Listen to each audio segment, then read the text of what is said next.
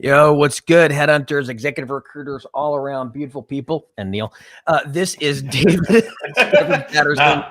You know, these DSP. This Headhunters Live. We are back after 3 or 4 weeks of us slipping away into the mist.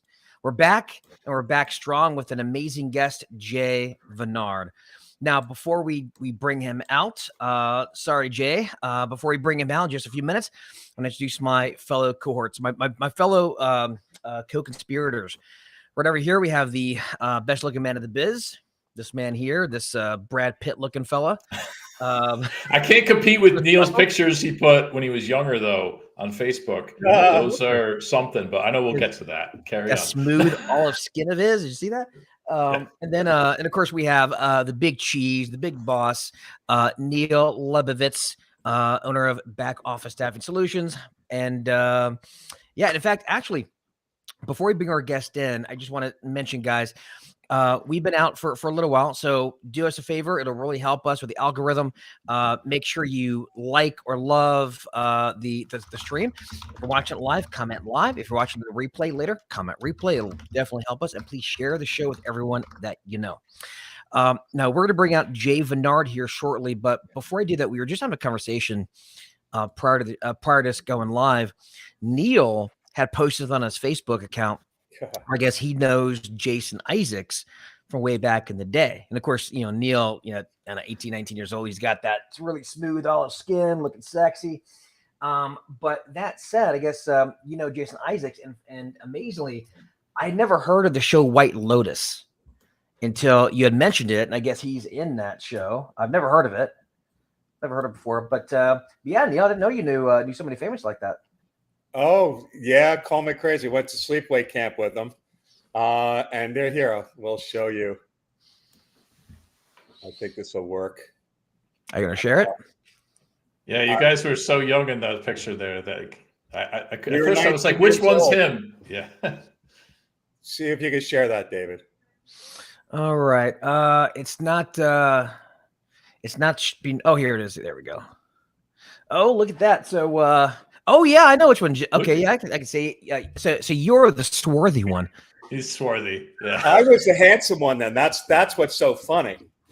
Yeah, actually, it's kind of true. You were the handsome one, and now he's considered like a heartthrob. I mean, his fan base and the women are like. I mean, he had blue eyes, and I have the brown Jew eyes. But yeah. Man, look at that. So basically, Neil, what you're saying it was a summer fling, right?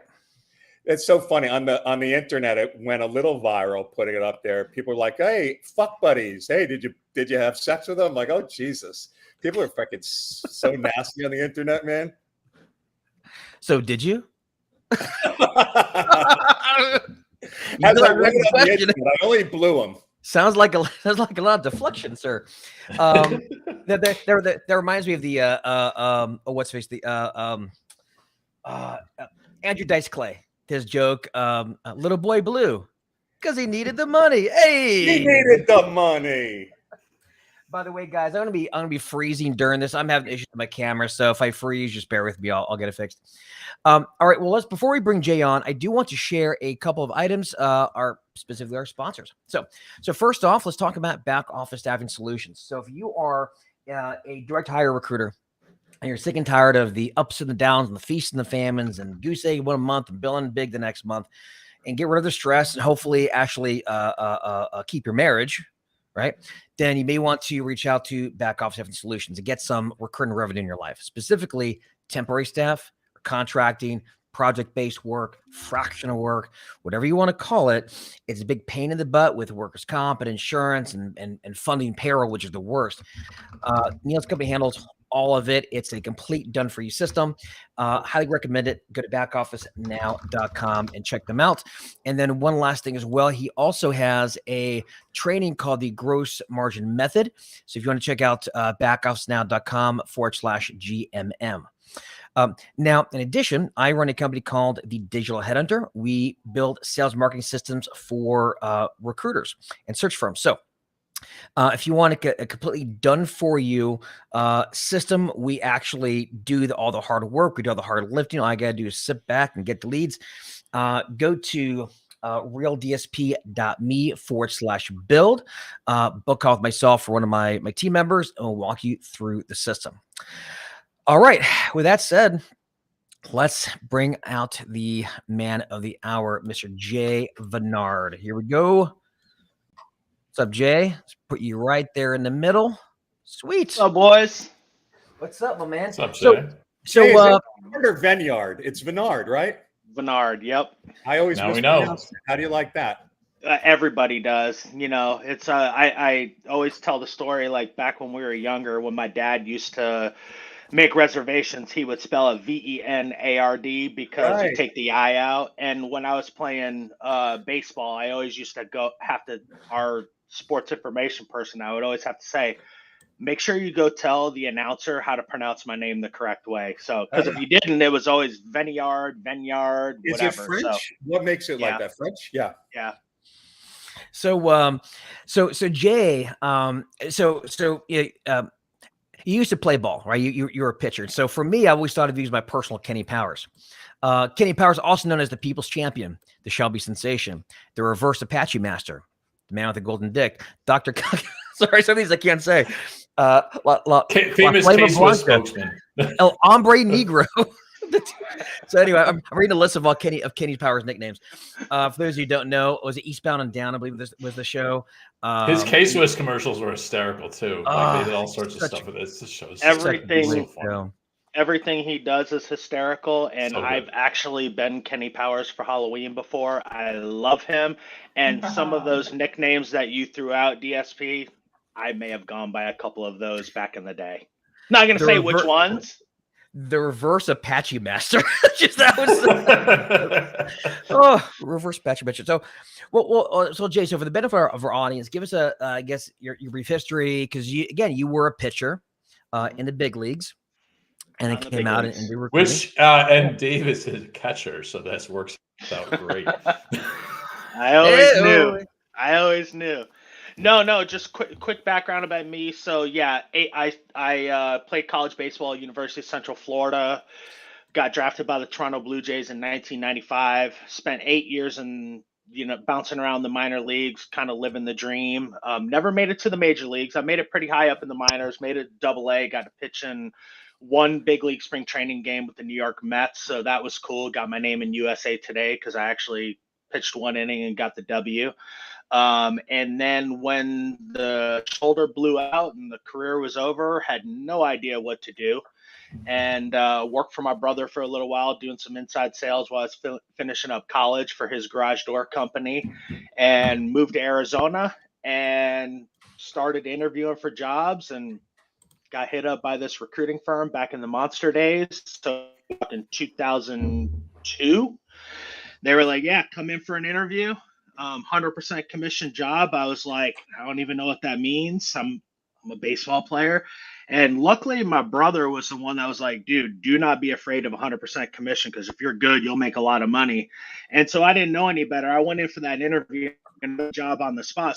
So I was like, man, I must be really good at this interviewing thing. I must be, the best thing since sliced bread. Well, now we all know here, back in those days, they hired anyone that could breathe.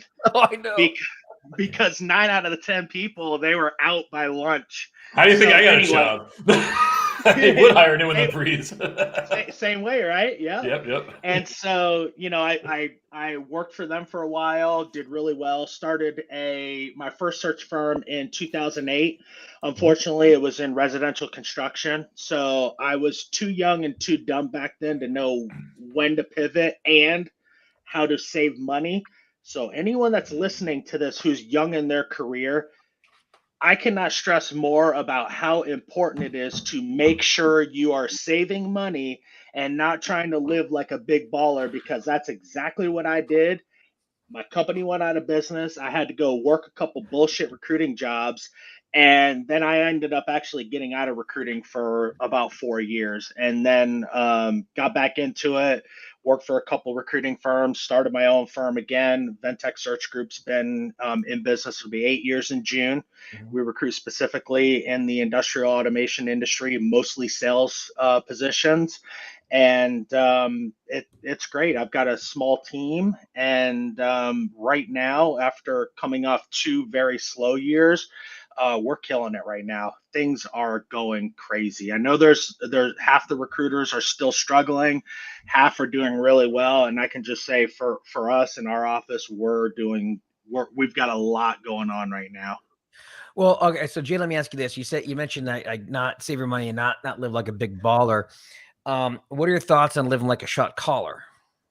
Oh yeah, no, you definitely, you can always live like a shot caller, because Okay. if you think about it, usually the shot callers are they're more posers, and they just like to pretend like they're a big deal, but they're really not.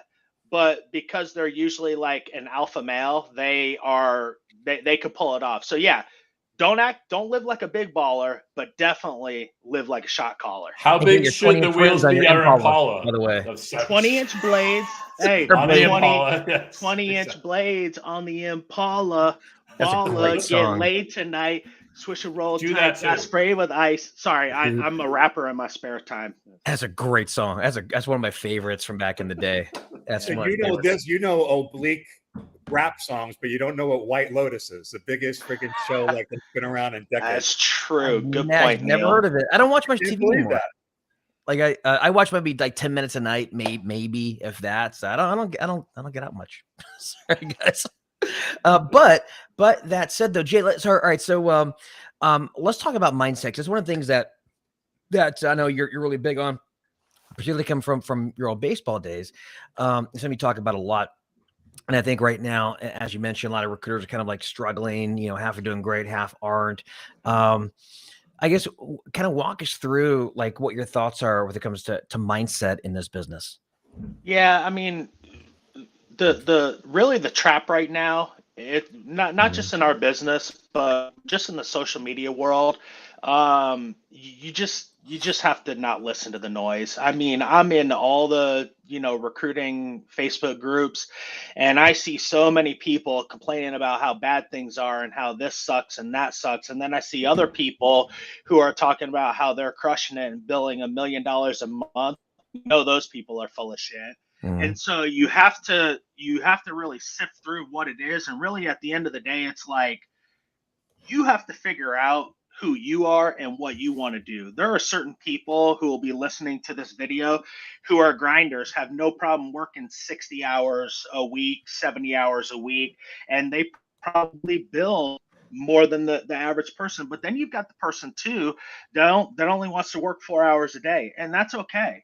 So I think the first thing for mindset is you have to identify who you are, because if you're the 4 hour a day person, you can't look at what the person who's billing $500,000 a year is talking about, because they're talking about a completely different game that you will never get to if you're only working 4 hours a day. So you have to be able to cut through that noise, and you really have to be able to look in the mirror and say, this is who I am, this is what I believe, and this is what I want. And I don't want to bill $500,000 because I don't want to work 60 hours a week. And I think that's the big thing. I got you. Yeah, it makes sense. Well, let me ask you this. I mean, I think this is, I guess one of the things though is that beyond that, I think obviously if you're independent as well, if you're like sitting alone in an executive suite or on your kitchen table and you got to bang out 100 calls and all that. And one of the big things as well, when I think about mindset, you can have so many highs and lows in this business, man. You make it the call 5 minutes from now that your $40,000 placement that just started this last Monday is falling off. The client's not paying the bill, and yet you still got to make your 50 cold calls for the day.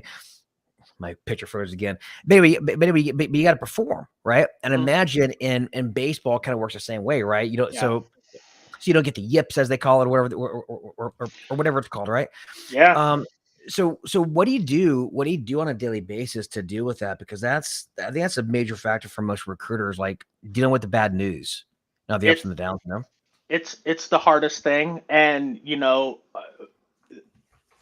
and I'll just say it's the reason why, in my opinion, athletes and ex-military are the best salespeople is because we have short-term memory problems.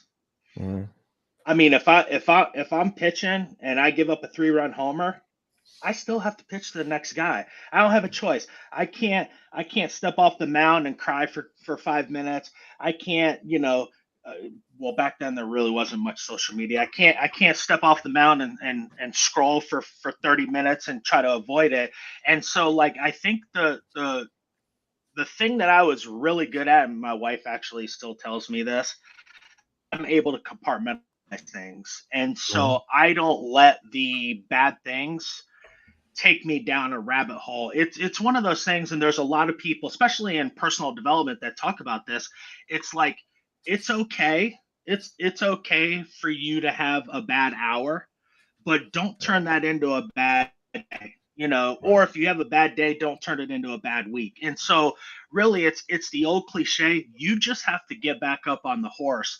And the thing that anyone in the recruiting business should already know, this business can be a freaking meat grinder. You are going to get your ass kicked at least 90, if not 95% of the time. And then, it's funny too, when I interview people for my company, I try to talk them out of the job. I say, this is going to be the hardest job you'll ever have. If you're good at it, it's going to be the easiest job you've ever had, where you're going to make a shit ton of money. But if you don't put in the work and you don't learn how to manage your emotions, you're going to really struggle in this business. So, I mean, that's really kind of how I handle it and how I, train my people. I had I've got a new guy that started about a month ago, and he did a business development call, and this guy told him how terrible his business development call was, but the guy coached him on what he could have done better. So I thought that was great, but all he focused on was how bad it was. And then even the next day he was talking about it, and I was like, Zach, listen, man, why are you focusing on the bad stuff that he told you? He actually gave you some great advice as a 30-year vice president of sales. Like, that's what you need to keep in your mind. Like, who cares? Trust me, that is not going to be your last terrible sales call. So take his advice, implement it, and move forward. And so that's really what you have to do. And it's the hardest thing in the business. You just got to trick your mind. About hiring athletes is you're used to practicing 90% of the time and performing at most 10. So when I hired athletes, they would not want to get on the phone without doing their work. To them, it's like getting up at bat without taking batting practice. Yeah. And I will, that's one of the other things that I'm a big proponent of too. It's like, in today's day and age, pretty much everyone's using a phone system that records calls. If you're not going back and listening to your calls, I mean, maybe not a daily basis. Game tape. Yeah. Reviewing game tape, right? We don't listen to them every day, but we listen to them a couple times a week. And it is exactly, Chris, it is the game tape. It is no different than, if you go to a Dodgers game 3-4 hours before the game, even though you don't have access to it, Ohtani is down below hitting balls off of a tee. That's all he's doing. Hundreds of them before the game. So to your point, Neil, it's the exact same thing. And so if you're not practicing your craft on a daily basis, and it doesn't always have to be listening to recordings, it can be, reviewing your email campaigns, checking the stats on your sequences and seeing how you can, adjust those, but really paying attention to that side of the business. That's the practice that Neil's talking about. And if you don't do it, then you're always just an amateur. What's funny about talking about like the hitting the balls before the game and the practice? I've been doing this 21 years and I still do like kind of warm-ups. Like, before the day starts, I call a couple. I'm not shy about calling people, but I have to like get the muscles loose, right? So like I'll call a couple, I'll call a recruiter friend I know, I'll call somebody else, I'll call a couple other people, I'll have a few conversations before like my first like scheduled call. And then I'm like, then it's not like, the first time I spoke that day, right? Like you still need to like warm up and loosen the muscles. During your warm up, you admire yourself in the mirror. Do you just look at yourself and kind of like kiss yourself as you're glistening? Oh man, that's a great thing about you, man. I've known you for a long time now, and that's one thing is that I like about you is our gay jokes because they're just oh, it's great. That's what guys do. Yeah, that's what we do. Well, but speaking of practicing, one of the things that I've always thought that was important to practice, especially with things like cold calls, for example. You want to practice skill training and you have scrimmage, right? Skill training is I want to practice this opener, and you're going to give me this particular specific response. We're going to run this drill like 10 times or 20 times just so I can get it down. And then also make sure you're doing scrimmages where now you're calling a buddy and you have no idea what the buddy's going to say. You have no idea what the objection is. It could go great, could go horribly. And you kind of need both. You need that skill training to get the instincts down and to get the tonality right and all that. And then have scrimmages so you can get used to working in a chaotic environment. You're kind of like Tom Brady or any other quarterback, really.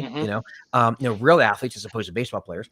But basically, they're going to do skill training. They're going to throw the ball down the field over and over again. But they're also going to scrimmage, so they get used to feeling the pressure of these linebackers coming and trying to tackle them. Right? Not Bears baseball, sorry, but no. Hey, pitchers are athletes too. But yeah, no. And so, well, the arm is about that. Exactly. The other thing is there's going to be a lot of people who are watching us right now, and they're like, so I work by myself. Like I can't do this. Yeah, you can, because what a lot of people sleep on, and this is especially like if you talk to any athlete or military, especially anyone that's been in like special forces, things like that, they visualize things first. They've gone through. You might not be able to have. Maybe you don't have a role play partner, but there's two things. Mm-hmm. You can visualize and do that own role play in your mind, and it's still your brain doesn't know the difference between what's real and what's fake. So if you can subconsciously do it, it's going to help you out tremendously. The other thing too, I'm hoping we're at a point where everyone pretty much already knows about this, but I think there's a lot of people that don't. Go on ChatGPT live mode and do the voice, do the voice mode with ChatGPT and say, and this one I do it, and I tell my recruiters, I'm like, go on the voice mode of ChatGPT, tell it exactly who you are, what you do, and who you are calling. I am calling a VP of sales in a $50 million industrial automation company, and I have a candidate that I want to get them interested in, and I'm going to do this call, and it freaking works great. So there's no excuse. There's no excuse. No excuse for someone saying I don't have anyone to role play with. Yeah, it's great too, and you know what? The role play is pretty good. And the other cool thing about the role play is at the end of it, you can actually say, okay, you'll be like, okay, I'm done with this role play. Give me a score from 1 to 10 on how I did on this, this, and this. And it'll come back and, say, you were a 7. Okay, thank you for that score. And guys, make sure you're thanking AI, because you never know what's going to happen when Skynet takes over. But ask it, what can I do better on the sections that you think, I was lacking? And it will tell you. It's great. It is. I mean, it's to a point now where you don't even have to really do role play in office. If you have people that work for you, you don't have to, as a manager or the owner, you don't have to sit there for 30 minutes and go back and forth on role play. You just say, hey, chat GPT voice mode, play with it, tell what you want to do a few role plays, and get after it. Now, when you role play doing that, what's your safe word? Always role play. Is it a safe prompt? Is it called a safe? Mine is, no. So my safe word is Oklahoma. Just FYI. We know it's not White Lotus. It's not White Lotus. Crazy. ESP. What's crazy is. And what's crazy, and you already kind of hit on what's weird, is my safe word is Kenny Powers. I don't know, is that weird? Reverse Apache Master. Yeah, reverse Apache Master. I'm gonna change it now. It's reverse Apache Master. It's Kenny fucking Powers. Okay, that's how you know. That's yes, it is. My safe word is stop. But the only problem with that one, Neil, is like it seems okay. But then are we supposed to take the tonality of that stop? And If it's a light stop, Yeah, You're like, stop. yeah, I mean, like Stop. it's like that. so confusing. It's really confusing. He sends mixed So- signals. It's true. All right, so let's go to let's keep going here. Let's go to a different topic.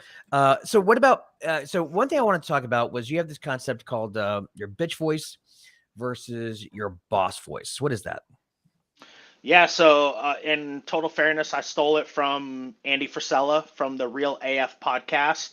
If you want a kick in the ass, slap in the punch in the face podcast that pulls no punches, check it out. Just make sure you're okay with. I mean, I guess if you're watching this, you're okay with a lot of cussing and debauchery. So, but it's great. And his whole thing is he's got this thing. It's like the angel and the devil on your shoulders, the bitch voice, the boss voice. Anytime you're trying to accomplish something. So, like for me, I've been on a weight loss journey and getting in shape for the last 3 years, and it's been working. But my thing is, I don't want to go to the gym ever. I'm never motivated to go to the gym. And so there's times where like I'll be sitting at home and I'll be like, yeah, not going. And the concept of the bitch voice and the boss voice is when that bitch voice comes in and starts saying, no, you're good. You don't need to go. Because you got to remember, the subconscious mind is always in there to protect you and make things easy for you.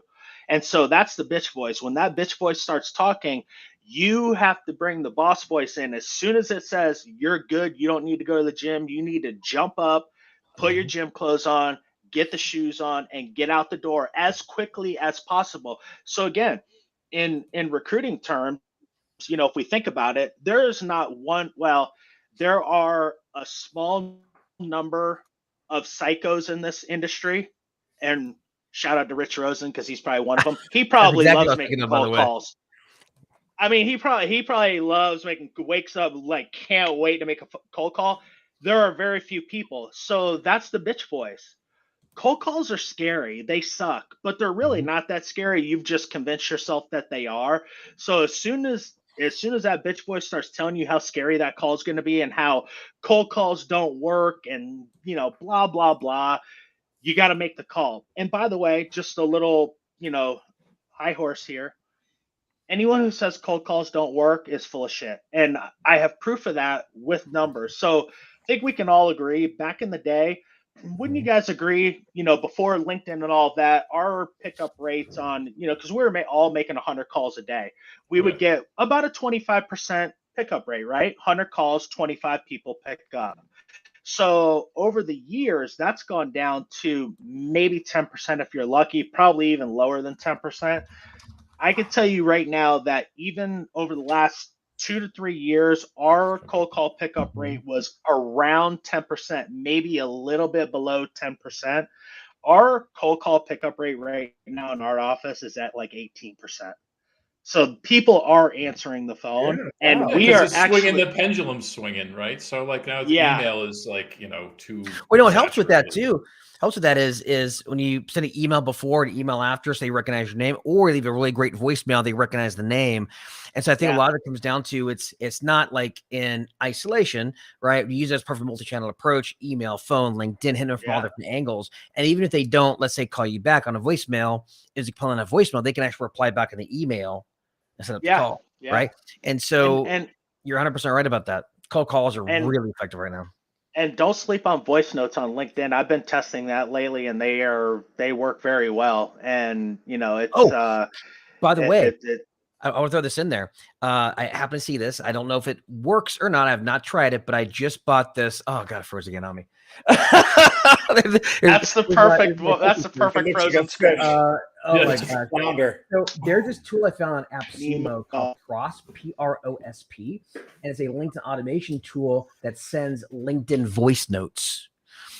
And it can also do it AI where it can say the person's name. So you record the message and then you leave the first name blank, and I'll say, "Hey, Bob," then I'll do the voice note automatically. I've not tried it, but if anyone wants to try it, it's on AppSumo right now. Feel free, go for it. But anyway, that's good. But yeah, voice notes on LinkedIn are fantastic, and video messages too. Yeah. Well, so I just started. So I was using Dripify for a while, and I'm still kind of in testing phase. but I moved over to Lemlist, and Lemlist gives you the ability to drop voice notes into LinkedIn automation. Oh, really? So yeah. So it's been good, but yeah. So DSP, did I give you a good enough answer on the bitch voice and the boss voice? We, of course, as always, we got off on a little tangent. Oh yeah, he did. In fact, speaking was of, the question? bitch voice, bitch voice versus boss voice. But I will say, speaking of bitch voice, it comes to cold calls. I call it like your mom voice, basically your mother telling your little kid that you shouldn't talk to strangers and you should interrupt people and yada yada Yeah. yada. That's kind of shit that's keep you from making cold calls, right? Get rid of your mom voice, right? Yeah. Well, that's all. That's all that too, right? Where that's the topic, right? That's mindset. You're expecting like a negative outcome, right? And like, so you're talking earlier about all the noise and ignoring the noise, because you've got Facebook groups where people are saying, "Oh, this guy's falling, recruiting's terrible. There's no work out there." You've got people saying, "Oh, like everything's falling apart. There's no business. Like we're going to tank, recession, blah blah blah." All this, you have to like ignore all of that and just stay focused. Yeah. Like if you do that, that all gets in your head, and you're deciding already that this isn't going to work, and that's not going to help you at all. Yeah. And and I would love for you guys to correct me if you think I'm wrong, but I also think too that, people, so when when you're cold calling, and this is always open for debate. I see the debate all the time. This is my opinion over 20 years as someone who literally like 80% of my placements in 20 years have come from an NPC call. My belief is if you are doing any kind of business development call other than an NPC, you are wasting your time. If you're doing like that old school service call where you're like, "Hi, this is me. This is my company. This is what we do." It's like, dude, you are the 30th person who has called or especially emailed with that. So I think right now, especially for business development purposes, NPC is the play, because you're going in with something. If it's the right NPC, you're going in with something that everybody wants. So it gives you a tiny bit of credibility in that call. And so, I mean, I don't know. What do you guys think of that? Well, sure. If you got a job ad out there, if someone's got a job ad, they've gotten 30 calls from recruiters in the last hour since they put it up, right? And you know that maybe one or two of them has like an actual solution, and the rest are all cookie cutter. Oh, hey, we hire in that space. We're familiar with your market, blah, blah, blah, blah, blah. We got candidates, yada, yada. You want to see someone versus like in your case, if you say, so like you're very specialized, right? And this works really well if you're specialized or if you understand roles that are special. Like you see a construction company puts up a posting for a superintendent, and you see that they are a construction company that does multifamily projects mostly. So you're like, hey, I got not just a construction superintendent, I have a multifamily construction superintendent, not one that works on other types of construction. So they'll be like, oh, this person understands what we do, and that might not be the right person, but it looks like maybe we should talk to this recruiter because they are at least proving that they kind of play in our space. So that's my take. Yeah. Well, for me as well. I was going to stay frozen like this, guys. I'm done farting around with the camera, so I'll just leave it. Anyway, but yeah, when it comes to NPCs, like we all say the same shit. We all find the best candidates. We all find them the fastest. We have the best network. We have the most experience. Blah blah blah blah, blah results. Yeah, but you actually show them and say, actually, here's the proof. I got something in hand. Check out this amazing candidate. Like it's proof. And you're probably not going to place that specific person, maybe, but it opens the door. Well, wow, we don't need something like this, but he looks pretty good. Can you find me one of these instead? That's open doors. And I will say this as well. Back in my SAP practice, that was my old niche. I was always placing solution architects and developers and analysts and project managers and blah blah blah. I want to get involved in more leadership search and doing more like retained work, or at least engaged. What got me there was I started NPCing directors and VPs. And guess what? They put me in that category of, oh, he must recruit leaders, right? And then I started getting leadership searches. Perception's everything. Yeah. So if you want to get into leadership searches, find some directors and VPs you can NPC and start NPCing those guys. You may not place them right away, and that's fine, but it gets you in the conversation. And it's associating you with those types of roles, and they keep seeing it, and then they're like, oh, that's what he does. Yeah. Well, and you know what, DSP? Yep. So when I took your program back in the day, I mean, how long ago was that? Was that 5? I know I was one of your first one-on-one clients. Like, who 6 was that? years, 4 or 5 years? Maybe 7 years. I think it might have been 2018. So there were a couple things that I learned from you. Is number one, and these guys, this is DSP words, but I use it now all the time. Nobody gives a fuck about your shiny shit. don't go at someone with your company because your company's not special. Number two was what you were talking about the leadership NPCing. And I forget what you called it back then, but remember when you had us doing the reach outs to the VPs and directors, and then getting the appointment with them, flipping it into, hey, Oh, but also what else do you have? It was like a 5-day messaging challenge, and I had yeah. like 22 appointments in like 2 weeks. I remember that. Yeah. That was the leadership call. It's a 5-day it's 5-day messaging challenge that I did, which is no longer available. But yeah, it's basically using that as a carrot to get them on the phone, and from there, either you're logging them as an NPC or flip it. In fact, one thing I say to people that are just starting out, if you got no traction and you're brand new and you got nothing going on, start doing leadership calls all day long, get it, and then flip those calls, but then start getting a couple of NPCs, take those NPCs, and then start marketing those people, right? I mean, that's your fastest path to traction is that right there. Right. And one thing you mentioned that I wanted to kind of expand on with the NPCs, and I think a lot of people get it a little bit twisted, is, number one, so I think we all grew up back in the day where we would pitch fake NPCs. I know I ran with a fake NPC for 2 straight years. You don't do that anymore. Like, have a legit NPC, know what an NPC is. But I think the one thing that a lot of people, especially new people, get stuck on, they're like, well, what if I can't place this one person? And you hit on the DSP. You said chances are you're not going to place that person. But if you can get them to at least have a little bit of interest to be like, hey, I want to see this person, boom, you're in. Get the search, get your search parameters, do your search intake, get the fee signed. Hey, look, and now I've got everyone saying, well, no one's going to sign a fee till I send them the stuff. The way you just have to let them know, hey, look, I would be more than happy to send you this candidate. I hope you can appreciate the fact that I approach everything confidentially, and I cannot send you this candidate's resume until I know more about the job, because I have to go sell this to the candidate. I can't just send you the resume. They're confidentially looking. They don't want their name out there unless this is a legit search.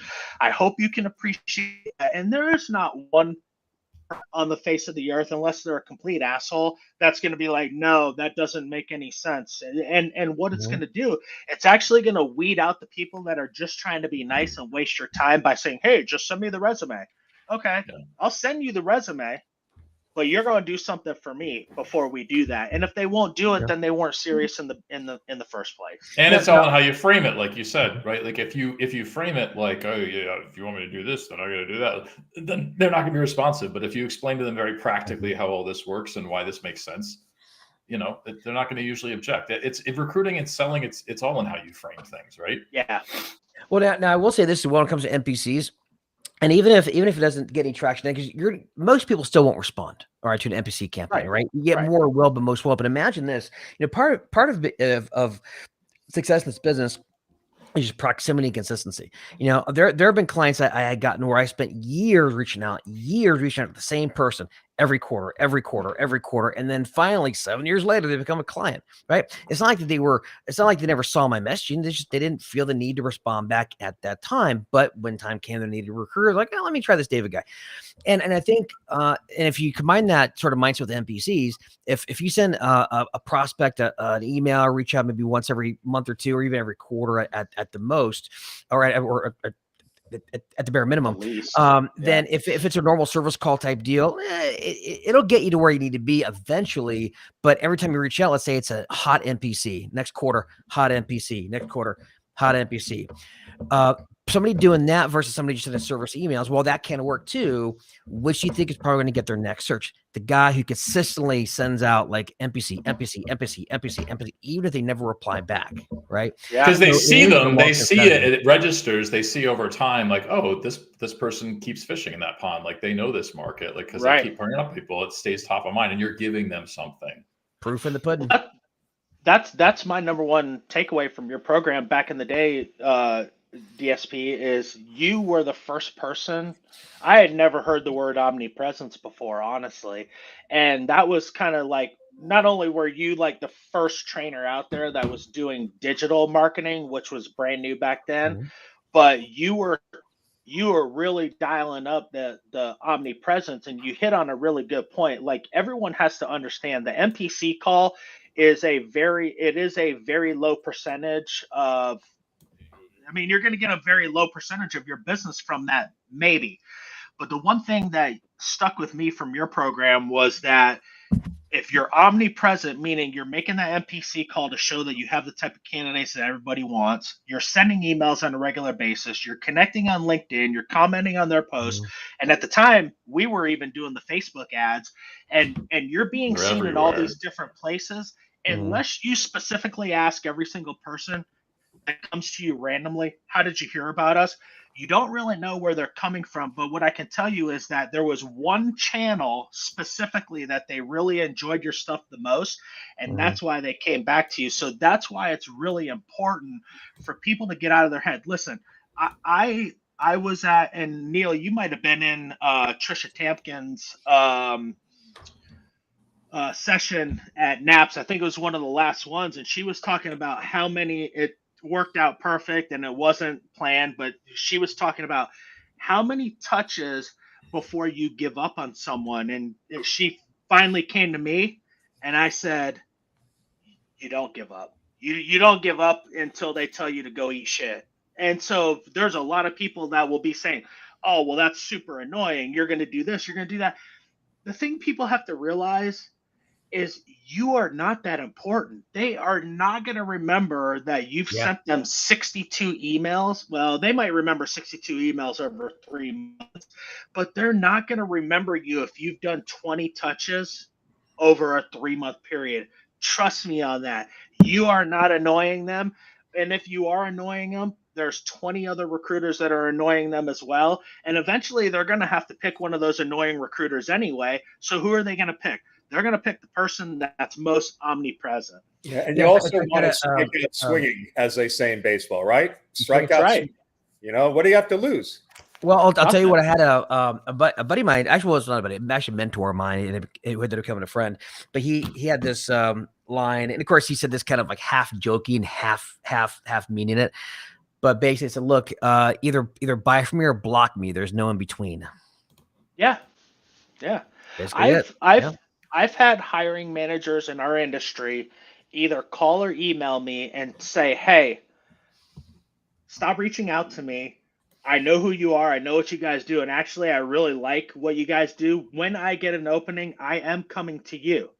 And so, like, if you get that, that's cool. But, you know, we all have to think about this. As recruiters, we have the chance to make a very, very significant living. We can make a lot of money. Why? And this goes into mindset too. Why are you allowing somebody, or at least in your mind, you think you're annoying someone? Why does annoying someone bother you to a point where you're willing to take food, vacations, nice cars away from you and your family? Or, I mean, what if you can't take your kids, you know, to Disney World because you're too worried about annoying someone? You got to get over that. I mean, I think we're progressing toward people kind of getting away from, oh, I don't want to bother people. Oh, I have to be politically correct. Oh, I have to be nice to everyone. I think that's kind of going away a little bit right now. Thank God.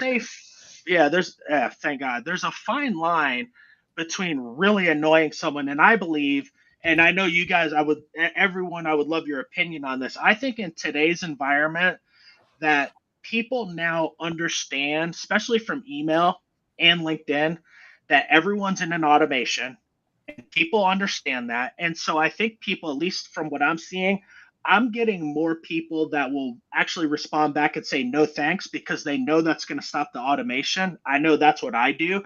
And so I think that people need to get it out of their head that they're annoying people and just go balls to the wall. Like, put together, like, I'm just going to tell you right now, on all of our recruiting campaigns, this is recruiting. So when we get a job search and we're trying to recruit someone, my recruiters have an automated email sequence on that job, and they get the candidates get 6 emails in 2 weeks. 6. In addition to those 6, my recruiters are cold calling them multiple times, texting them multiple times, hitting them up on LinkedIn multiple times. And I have yet to have anyone here in our office say, hey, these people are getting really mad that we're hitting them this many times. So I'm just telling everyone out there, we're doing a lot of searches right now where we're touching people probably 25, 30 times in a 2 to 3 week period on a search, because time kills all deals. And we have yet to get anyone that has really responded back and said, stop emailing me. They'll come back and say, no, thanks, not interested or whatever. But we don't ever get anyone that's like, you're annoying, stop. Well, the thing is, and by the way, we're gonna have to wrap up here pretty soon. We're gonna have a hard stop in a couple of minutes, but I want to say this though. You're right about that. I think that one thing that helps counter that is the fact that you're selling something in hand. Like if you're calling saying, I've got all these opportunities, but you're not the specific, then it might get a little more annoying. But when you have something in hand, like an NPC, basically, NPC or a job, you can get more aggressive because now the focus isn't on you; it's on the thing that's in your hand. Right. That's right. And also, think about this too. If you give up trying to reach out the person at the 18th try, maybe they would have reached back out to you the 19th try, but because you didn't reach out to them 19 times, they're not going to get the opportunity of a lifetime. They could change their life. They can make their life better. Right. That can make their spouse happy, their kids happy, send their kids off to and yours too. And yours That's too. Right. But you didn't send out that 19th email or text message, whatever it happens to be. Right. So you might have warmed them up for someone else. Yeah. Someone swoops in and tries once and you warmed them up. You warmed it up for somebody else. So that's a great point right there. Whoever's listening, that right there is the golden nugget. Yep. You just warm somebody up for something else. 100%. Because now they may not have been looking, they may have been passive. They get that and then they think, well, maybe I should start looking. Right. And they reach out to a recruiter and boom, they're placed somewhere else. Right. So you warmed them up. Great job. Yeah, 100%. Yeah. All right, guys, we're gonna have to run. Hate to cut this because we can probably go on for another hour. Jay, I'm going to ask you I'm going to put you on the spot. Are you open to being on another one of these live sessions with us? We have a lot. Come on, man. Did you really even ask? It's like I've told you from a long time. You helped me out a big time 6 years ago, so I'll do whatever you need. Whenever you need me, I'm on. Hey, thank you, brother. Man, I really appreciate it. But you are one of my favorite humans. I don't even care if you know this now. All right. Well, let's start wrapping up, guys. So that said, so if you want to connect with Jay, and I highly suggest that you do because he posts some really cool stuff, not just about his practice, but just about mindset and recruiting and life. Go check out his LinkedIn profile. It's LinkedIn, and then his slug is Jay Veniard with an I, so VENIARD, so Veniard, right? So check out Jay Veniard on LinkedIn. Go check out the training gross margin method by Back Office Solutions at backofficenow.com/GMM. And of course, if you are looking to build out a sales and marketing system, but you don't want to deal with the tech and the headache and all that kind of jazz, let us do it. realdsp.me/build. And with that being said, guys, it was a fantastic. It's actually one of my favorite shows. I love this. We had some great topics, great mindset stuff. Talked about cold calls and NPCs, which I didn't expect. It was fantastic. So, Jay, Thank you very much, man. Yeah, appreciate it. Thanks for having me on, guys. It's been a long time. I think last time I was on, it was just me and you, DSP, and you didn't have your lovely host. And I really appreciate it. Love you guys. Love what you're doing. And likewise, I'm here for you anytime. Thank you, brother. All right. Thank you, everybody. And for those watching the show, like I said, please share it, like it, love it, comment. It'll help the algorithm. With that said, we'll see you next week. Bye, everybody. See you later.